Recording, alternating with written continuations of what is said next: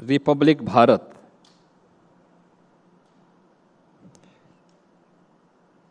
कि आज के इस विशेष कॉन्क्लेव जो देश की सबसे बड़ी आबादी के राज्य उत्तर प्रदेश पर आधारित है, ऊंचाइयों पर उत्तर प्रदेश, इस कॉन्क्लेव की प्रस्तावना अभी जिनके श्रीमुख से रिपब्लिक भारत के सभी दर्शकों ने सुनी है। रिपब्लिक भारत के सीईओ और MD, chief editor Shri Arnab Goswami जी,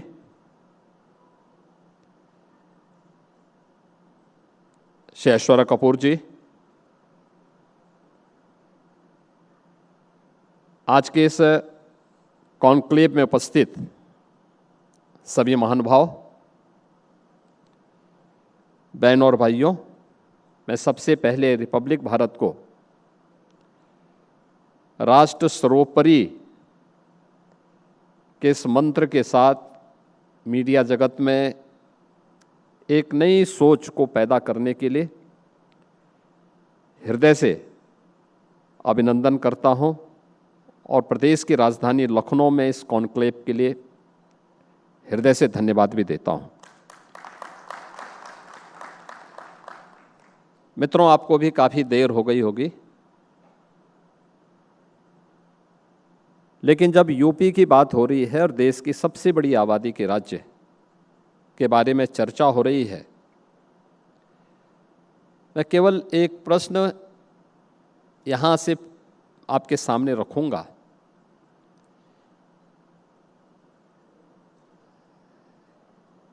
हमारी सरकार को 9 वर्ष से अधिक समय से प्रदेश में शासन करने का अवसर प्राप्त हुआ है और डबल इंजन की सरकार पिछले 9 वर्ष से अधिक समय से प्रदेश के अंदर शासन कर रही है। सबसे बड़ी आबादी के राज्य की सेवा और यहाँ की आकांक्षाओं की पूर्ति करने का सौभाग्य भारतीय जनता पार्टी की सरकार को प्राप्त हुआ है।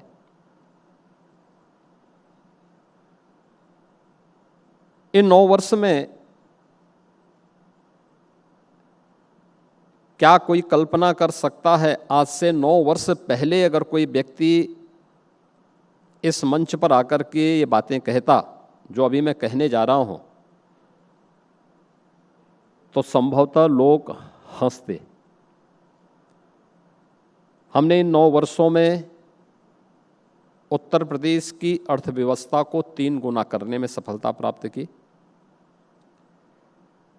प्रति व्यक्ति आय को 3 गुना करने में सफलता प्राप्त की,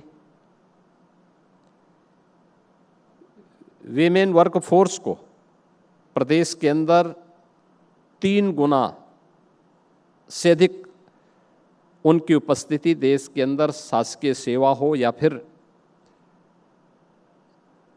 प्रदेश के अंदर इंडस्ट्रियलाइजेशन की जो कार्रवाई हुई है उनमें उनकी उपस्थिति वहाँ हुई है। ये जो आंकड़े हैं, ये केवल आंकड़े नहीं हैं, ये आंकड़े वह हैं जिसने उत्तर प्रदेश के नौजवानों के सामने पहचान के उस संकट से उभारने में मदद की। आज से 9 वर्ष पहले जो एक कल्पना भी नहीं थी, जिस राज्य के बारे में नियति मान ली गई थी, नियति ये कि ये तो यूपी में नहीं हो सकता है, ये यूपी आगे नहीं बढ़ सकता है, लेकिन वह इन 9 वर्षों में डबल इंजन सरकार ने करके दिखाया है। 2017 में जब प्रदेश के अंदर सरकार बनी थी तो उत्तर प्रदेश के ही एक जनपद से मुझे भी सांसद के रूप में देश की संसद में एक लंबे समय तक कार्य करने का अवसर प्राप्त हुआ था। उत्तर प्रदेश के अंदर राजनीतिक गिरावट को, राजनीति के अवमूल्यन को और उत्तर प्रदेश के युवाओं के सामने पहचान के संकट को हम लोगों ने बहुत नजदीक से देखा था, महसूस किया था। हम लोग ये मानते थे, प्रारंभ में जब हम लोग राजनीति में आए थे तो हम लोग ये मानते थे कि लगता है ये नियति हमारी बन चुकी है। पिछड़ापन,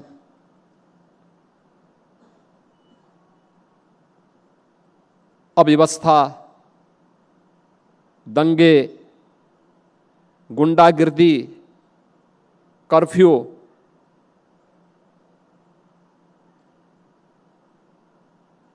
बेरोजगारी, ये सब यूपी की एक पहचान बन चुकी थी। खामियाजा यहां के युवाओं को भुगतना पड़ता था, जिसके सामने पहचान का संकट खड़ा हुआ। उसको अपने राज्य में तो रोजगार नहीं मिलता था, नौकरी नहीं मिलती थी, लेकिन यहां से बाहर जाता था तो पहचान का संकट उसके सामने खड़ा होता था। 17 में जब शासन सरकार बनने के तुरंत बाद हम लोगों को यहां पे कार्य करने के अवसर प्राप्त हुए, एक असमंजस की सी स्थिति थी। किस हद तक थी? मुझे याद है जब मुझे पहली कैबिनेट की बैठक करनी थी, कैबिनेट की बैठक में पार्टी का हम सब का एक संकल्प था कि पहला काम अन्नदाता किसानों से प्रारंभ करेंगे, पहला फैसला उसमें ये करेंगे। प्रदेश का खजाना खाली,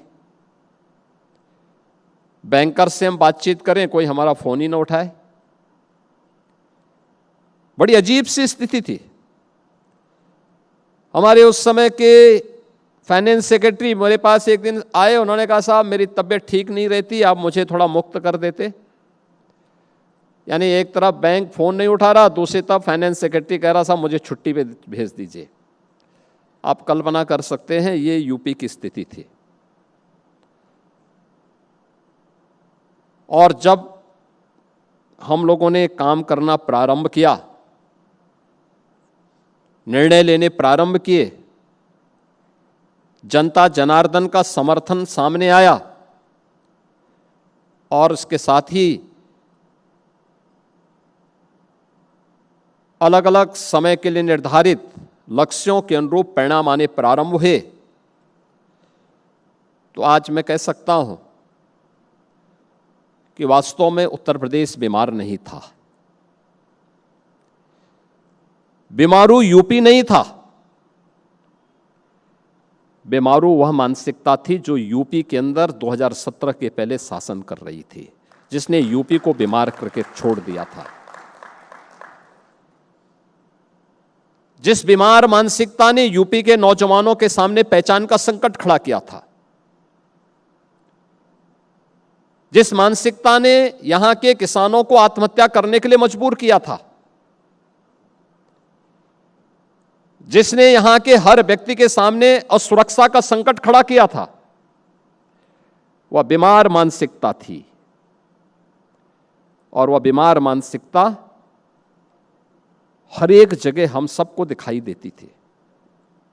हम लोग आए थे, अब याद करिए यूपी का कुल बजट उस समय 3 लाख करोड़ का था, और इस वर्ष हम लोगों ने अपना जो बजट प्रस्तुत किया है वह 9 लाख करोड़ रुपए का यूपी का वार्षिक बजट है। 2016-17 में यूपी की कुल जीएसडीपी 12 लाख करोड़ की थी, इस समय 36 लाख करोड़ की है। 2016-17 में उत्तर प्रदेश की पर कैपिटा इनकम 43,000 रुपये थी, आज वह 1,20,000 को क्रॉस कर चुकी है। उत्तर प्रदेश के अंदर महिला कार्यबल केवल 12% था, आज वह 37-38% से अधिक है। और उत्तर प्रदेश के अंदर 2016-17 में अनएम्प्लॉयमेंट का जो रेशो था वह यूपी के अंदर वह 19% था, आज वह 3% से कम रह गया है। ये है वह तस्वीर जो नए यूपी की बात करती है, जिसको अब रिपब्लिक भारत ने ऊंचाइयों पर यूपी के नाम पर इस कॉन्क्लेव के माध्यम से प्रस्तुत करने का प्रयास किया है। मैं इसके लिए रिपब्लिक भारत, श्री गोस्वामी जी का, श्री ऐश्वर्या कपूर जी का और उनकी पूरी टीम का मैं हृदय से धन्यवाद करता हूं कि उन्होंने इस सच्चाई को जनता जनार्दन के सामने रखने का साहस किया है। और मित्रों, इसीलिए मैं कह रहा हूं कि अगर ये बात मैं 2017 में कहता या कोई व्यक्ति यहां कहता, कोई राजनेता यहां पे कहता, तो ताली नहीं बजती, उसके लिए लोग हंसते कि क्या बोल रहा है, क्या बोल रहा है। जिन आंकड़ों की चर्चा अभी यहां पर श्री गोस्वामी जी कर रहे थे, अगर यही बात 2017 के पहले कोई कहता, लोग हंसते, कहते अरे ये एक्सप्रेसवे का नेटवर्क इनके पास, अरे यहां तो पता ही नहीं कि सड़क में गड्ढा है या गड्ढे में सड़क है। 2017 के पहले यह स्थिति थी और हम लोग तो इस बात को कहते थे। यूपी के बारे में पहचान क्या हो चुकी थी? पहचान ये हो चुकी थी, ये उत्तर प्रदेश की किसी भी राज्य की सीमा या किसी नेपाल के साथ भी यूपी की 550 किलोमीटर की सीमा जुड़ती है। मान्यताएं क्या थी कि यूपी की सीमा कहां से शुरू होती है? जहां पे सड़कों पे गड्ढे प्रारंभ हो जाएं, मान के चलो यूपी की सीमा प्रारंभ हो गई। ये 2017 के पहले की स्थिति थी। सायकाल होते ही जहां से अंधेरा प्रारंभ हो जाए, मान के चलो यूपी प्रारंभ हो गया है। और आज मैं कह सकता हूं रोड का सबसे अच्छा नेटवर्क एक्सप्रेस वे पर यूपी का 60% हिस्सेदारी अकेले यूपी के पास है। आज हमारे पास पूर्वांचल एक्सप्रेस वे भी है, बुंदेलखंड एक्सप्रेस वे भी है और देश का सबसे बड़ा express way Ganga express way भी प्रारंभ हो चुका है। गंगा एक्सप्रेस वे जो मेरठ को प्रयागराज से जोड़ता है। गोरखपुर लिंक एक्सप्रेस वे भी है। कल ही लखनऊ कानपुर एक्सप्रेस वे प्रारंभ हुआ है और मेरठ दिल्ली के बीच में 12 लेन का एक्सप्रेस वे भी है। एक्सप्रेस वे का सबसे बड़ा नेटवर्क आज के दिन पे यूपी के पास। इंटरस्टेट कनेक्टिविटी हो या डिस्ट्रिक्ट हेडक्वार्टर, ये सभी 4 लेन की कनेक्टिविटी के साथ। देश का पहला इनलैंड वाटरवे यूपी के पास। देश की पहली रैपिड रेल यूपी में। देश का पहला कोई सिटी रोपवे के साथ जुड़ा है या जुड़ रहा है तो वाराणसी देश का पहला ऐसी सिटी है जिसमें रोपवे की पब्लिक ट्रांसपोर्ट की सुविधा प्रारंभ होने जा रही है। वह वाराणसी में प्रारंभ होने जा रही है। सबसे ज्यादा एयरपोर्ट यूपी के पास, यानी एयर कनेक्टिविटी की दृष्टि से सबसे ज्यादा किसी के पास है? यूपी के पास। सबसे ज्यादा सिटी में देश के अंदर मेट्रो का संचालन हो रहा है तो यूपी की 7 सिटी ऐसी हैं जिनके पर मेट्रो की पब्लिक ट्रांसपोर्ट की बेहतरीन सुविधा है और रेलवे का सबसे बड़ा नेटवर्क भी यूपी के पास। ये यूपी की इंफ्रास्ट्रक्चर की वह स्थिति है जो प्रदेश के भविष्य को और देश की अर्थव्यवस्था को तय करने में एक बड़ी भूमिका का निर्वहन करता है। मित्रों, ये सभी आज से 9 वर्ष पहले एक सपना था, आज वह साकार हुआ है। आज वह साकार हुआ है। यूपी की कानून व्यवस्था और यूपी की सुरक्षा की स्थिति 2017 के पहले क्या थी? यूपी में हर तीसरे दिन एक दंगा होता था। यूपी के अंदर महीनों महीनों कर्फ्यू रहता था। उत्तर प्रदेश के अंदर ना बेटी सुरक्षित थी ना व्यापारी सुरक्षित था। यूपी के अंदर 35 से ज्यादा जनपद ऐसे थे जहां पे हर बड़े परिवार ने अपनी बेटी को या तो घर के यूपी के बाहर किसी हॉस्टल में या रिश्तेदार के यहां रख करके वो पढ़ाई कराता था, या फिर बेटी की सुरक्षा को ध्यान में रखते हुए स्कूल भेजना ही बंद कर दिया था। कोई व्यापारी घर से निकलता था तो ईश्वर से प्रार्थना करके निकलता था कि पता नहीं मैं शाम को अपने परिवार का मुंह देख पाऊंगा कि नहीं देख पाऊंगा। किसान अपने खेत में जाने से डरता था।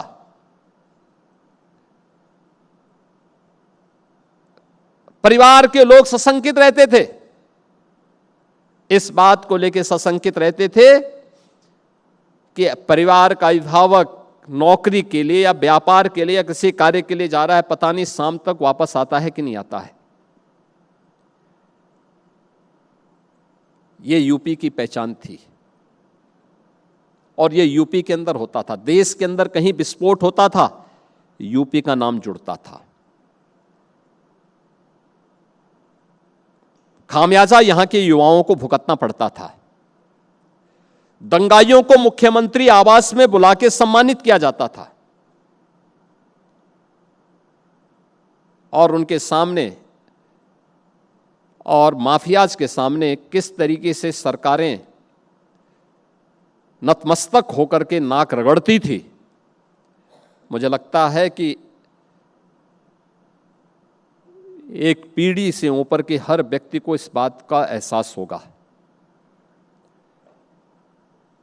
नई पीढ़ी को इसकी जानकारी अभी नहीं होगी, लेकिन नई पीढ़ी को इन सब बातों के बारे में बताने की आवश्यकता है कि आज से 10 वर्ष पहले यूपी की तस्वीर क्या थी, यूपी की पहचान क्या थी।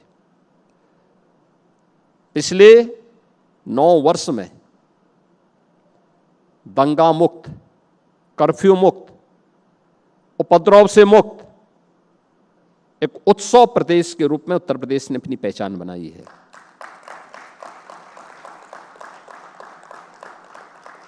उत्तर प्रदेश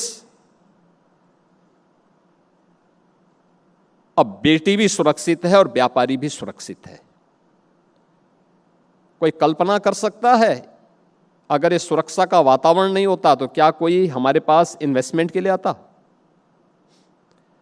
मुझे याद है जब पहला इन्वेस्टर समिट हमें करना था तो हमारे औद्योगिक विकास के मंत्री और अवस्थापना और औद्योगिक विकास के आयुक्त मेरे पास आए। इन्होंने कहा साहब हमें एक इन्वेस्टर समिट करना है। मैंने कहा टारगेट क्या है? उन्होंने कहा 20,000 करोड़। मैंने कहा नाम? कहा ग्लोबल इन्वेस्टर समिट। मैंने कहा नाम बदल दो। उन्होंने कहा क्यों? मैंने कहा 20,000 करोड़ की राशि रखते हो और ग्लोबल बोलते हो। ग्लोबल जैसा इन्वेस्टमेंट भी होना चाहिए, टारगेट भी उतना बड़ा होना चाहिए। उन्होंने कहा लेकिन यूपी में कौन करेगा? देखिए मैं 17 अक्टूबर की बात कर रहा हूं, 2017 के अक्टूबर मास में। उन्होंने कहा फिर क्या करें? मैंने कहा देखिए पॉलिसी बनाइए, लैंड बैंक तैयार करिए, रोड सोच करिए। 1-2 जगह मैं भी चलूंगा, लेकिन टारगेट बड़ा करिए। उन्होंने कहा कितना? मैंने कहा भी लोअर लिमिट 2 लाख। कहा 2 लाख? मैंने कहा हां।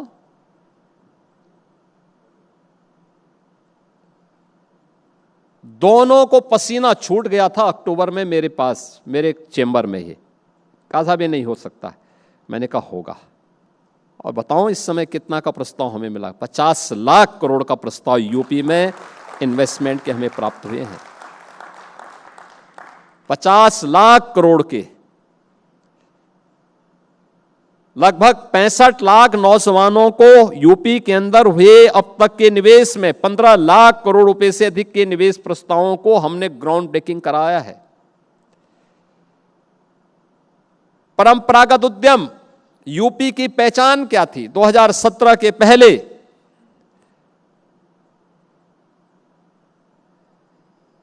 लखनऊ की चिकनकारी रो रही थी, फिरोजाबाद का ग्लास का उद्योग चौपट हो चुका था, मुरादाबाद का ब्रास का उद्यम बर्बाद हो चुका था, मेरठ का स्पोर्ट्स का जो कारोबारी था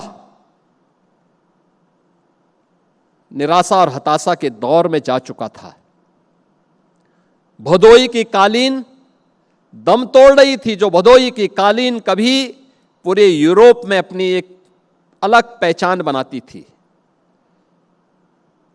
वहां के राज दरबारों की शोभा बढ़ाती थी, वह दम तोड़ रही थी। वाराणसी की साड़ी का कोई पुरसा हाल नहीं था। यहां का कारोबारी जो उद्यमी भी था, उसके सामने घर में बैठने और मजदूर बनने के सिवाय कोई चारा नहीं बच गया था, और उस श्रमिक बनकर के दूसरे राज्यों में काम धंधा ढूंढने के लिए जा रहा था। तब 2017 में हम लोगों ने डबल इंजन की सरकार ने फिर उसकी ब्रांडिंग की वन डिस्ट्रिक्ट वन प्रोडक्ट के रूप में, और आज मुझे बताते हुए प्रसन्नता है 75 जनपद हैं, 79 यूपी की प्रोडक्ट को हम लोगों ने जीआई टैग के साथ जोड़ा है, यानी उसको अब ग्लोबल मार्केट में किसी ब्रांड की आवश्यकता नहीं, किसी वहां पे सर्टिफिकेशन की आवश्यकता नहीं, वह जीआई टैग ही उसका सर्टिफिकेशन है और वह उसकी ब्रांडिंग है। 96 लाख एमएसएमई यूनिट वर्तमान में वन डिस्ट्रिक्ट वन प्रोडक्ट के अंतर्गत यूपी के अंदर कार्यरत हैं और 3.25 करोड़ यूथ उसके साथ जुड़ा हुआ है, जिसको वहां रोजगार प्राप्त हुआ है। कौन था इसके लिए जिम्मेदार?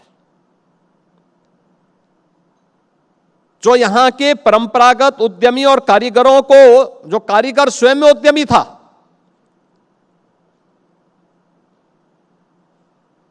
उसको हताशा और निराशा के इस दौर में पहुंचा दिया। कौन लोग जिम्मेदार थे? जो यूपी के इस ताकत को जिन्होंने समाप्त किया, और आज मुझे बताते हुए प्रसन्नता है 2 लाख करोड़ रुपए से अधिक के MSME item one district one product से जुड़े हुए प्रोडक्ट को आज के दिन पे यूपी एक्सपोर्ट भी कर रहा है। अभी कुछ दिन पूर्व मैंने यहां यूपी गवर्नमेंट ने एक आम महोत्सव किया था। आम महोत्सव में हम लोगों ने हजारों टन आम एक्सपोर्ट किए। बायर सेलर मीट हुई, दुनिया भर के लोग आए थे जो यहां यूपी के आम को खरीदने की लाइन में खड़े थे।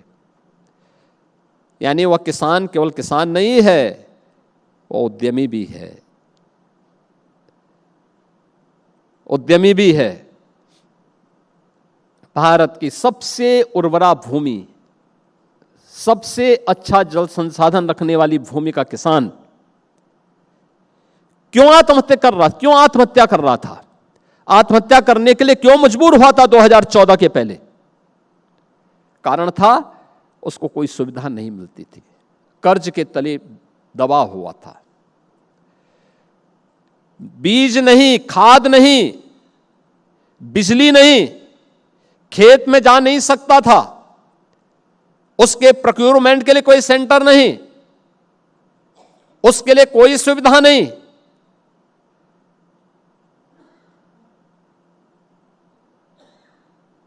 याद करिए 2007 से लेकर 2017 के अंदर 10 वर्ष में उत्तर प्रदेश की 29 चीनी मिलें बिकी थी,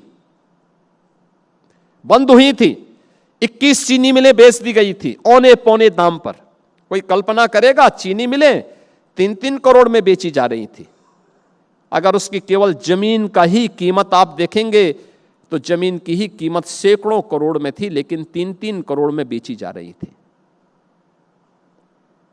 और अब मुझे बताते हुए प्रसन्नता है कि हम लोगों ने 2017 से लेकर अब तक 3,23,000 करोड़ रुपए का गन्ना मूल्य का भुगतान सीधे अन्नदाता किसानों के खाते में किया है।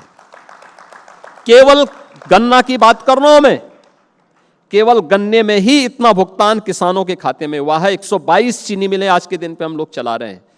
देश के अंदर गन्ना उत्पादन हो, चीनी उत्पादन हो, इथेनॉल उत्पादन हो, इन सब में यूपी आज नंबर 1 पर। यूपी तय कर रहा है देश की चीनी की पॉलिसी, इथेनॉल की पॉलिसी, इथेनॉल का उपयोग कैसे होना है और कैसे अन्नदाता किसानों की समृद्धि हो सकती है, और किसान को समय पे गन्ना मूल्य का भुगतान। 122 में से 105 चीनी मिलें ऐसी हैं जो 1 सप्ताह से कम समय में गन्ना मूल्य का भुगतान कर रही हैं,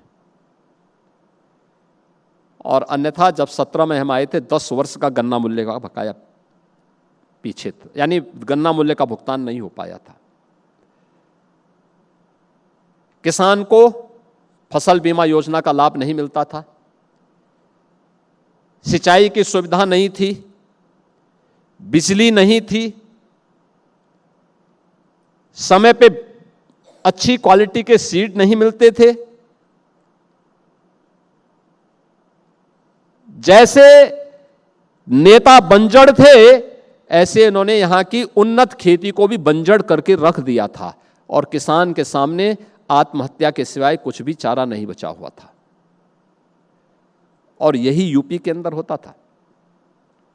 आज यूपी के अंदर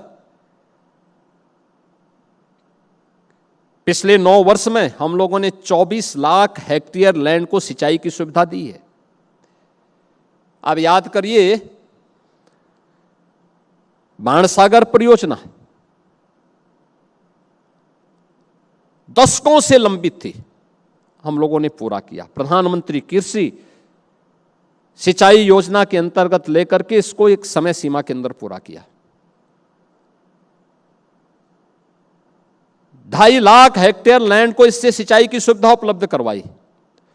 बुंदेलखंड में अर्जुन सहायक परियोजना दशकों से लंबित थी, पूरा करवाया गया। सरयू नहर राष्ट्रीय परियोजना, इसको योजना आयोग ने 1970 के दशक में इसको अप्रूव किया था। 77 में इसका आधारशिला रखी गई थी, लेकिन कभी पूरी नहीं हो पाई। यानी जब इसको योजना आयोग ने इसके बारे में सोचा था कि सरयू से नहर निकलेगी, 10 जिलों को छूते हुए 14 लाख हेक्टेयर लैंड को सिंचाई की सुविधा उपलब्ध करवाएगी, तब कोई सोचता भी नहीं था कि ये योजना एक समय कुल 100 करोड़ की परियोजना थी, लेकिन समय पे कार्य न होने के कारण 10,000 करोड़ रुपए खर्च करने पड़े, तब ये योजना पूरी हो पाई। आज 14 लाख हेक्टेयर लैंड को हम सिंचाई उपलब्ध करवा रहे हैं इस योजना के माध्यम से, सरयू नहर राष्ट्रीय परियोजना के माध्यम से। मध्य गंगा नहर परियोजना हो या अन्य तमाम ऐसी परियोजनाएं, जिसके माध्यम से आज 24 लाख हेक्टेयर लैंड को हम लोगों ने अतिरिक्त सिंचाई की सुविधा उपलब्ध करवाई। यूपी के अंदर अन्नदाता किसान को 10 घंटे हम बिजली की आपूर्ति कर रहे हैं सिंचाई के लिए, और ये सिंचाई की सुविधा हम देते हैं तो उसमें फ्री में उसको उपलब्ध करवाते हैं सारी सुविधाएं। आज उसकी उपज को हम प्रोक्यूरमेंट के सेंटर भी खोल रहे हैं, क्योंकि हमारा मानना है अन्नदाता किसान समृद्ध होगा तो प्रदेश समृद्ध होगा, और आज यूपी उनकी समृद्धि का लाभ ले रहा है।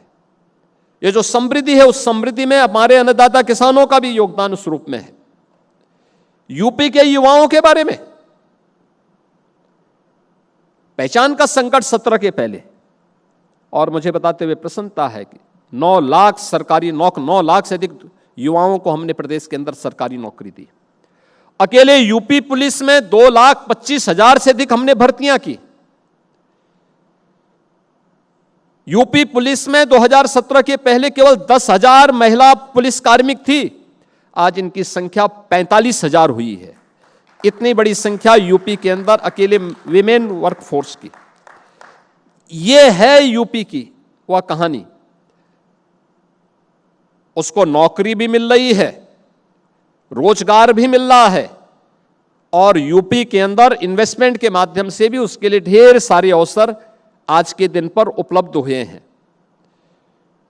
यूपी के अंदर वेलफेयर स्कीम के अंदर आज 16 करोड़ गरीब परिवारों को फ्री में राशन की सुविधा का लाभ।